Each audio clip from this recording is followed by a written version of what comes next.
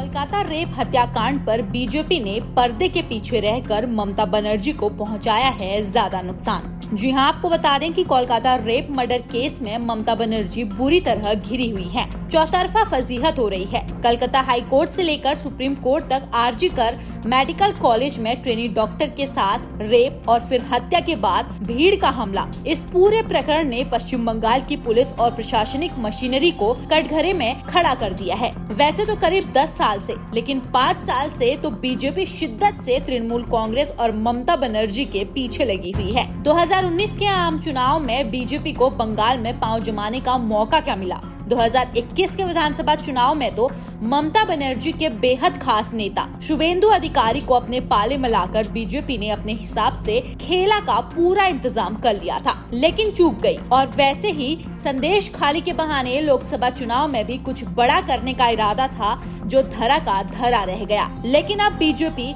संभल गई है। Kolkata rape murder case में संदेश खाली वाली राजनीतिक गलती नहीं दोहरा रही है। बंगाल की राजनीति को बीजेपी नेतृत्व ने बंगाल के नेताओं के हवाले कर रखा है और बगैर हो हल्ला मचाए भी बीजेपी ने ममता बनर्जी को काफी नुकसान पहुंचाया है। कोलकाता के रेप मर्डर केस में ट्रेनी डॉक्टर को इंसाफ दिलाने के लिए अब बीजेपी कार्यकर्ता सड़क पर उतर रहे हैं और इंसाफ दिलाने की ये मुहिम 5 दिनों तक चलने वाली है। अव्वल तो केंद्र की सत्ता में होने के कारण बीजेपी के पास ममता बनर्जी की राजनीति को डैमेज करने का बेहतरीन मौका है, लेकिन लगता है बीजेपी ने रणनीति बदल ली है। बीजेपी असल में ममता बनर्जी की राजनीति को खुद एक्सपोज होने का मौका दे रही है। वैसे भी बीजेपी के जाहिर तौर पर कुछ खास किए बगैर ही ममता बनर्जी की लगातार फजीहत हो रही है और बीजेपी के पास ये ऐसा मौका है जब वो ममता बनर्जी के खिलाफ मुकाबले में किसी भी स्थानीय नेता को खड़ा कर सके। बीजेपी के पास ममता बनर्जी के खिलाफ मोर्चेबंदी का भरपूर मौका है। बीजेपी चाहे तो केंद्र सरकार पर दबाव बना सकती है कि पश्चिम बंगाल में राष्ट्रपति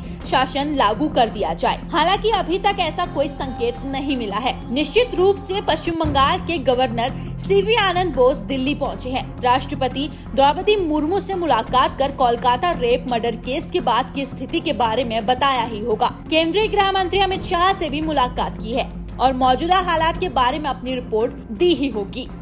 इस खबर को देखकर आपकी क्या राय है, हमें कमेंट बॉक्स में जरूर बताइए। न्यूज डेस्क से प्रिया।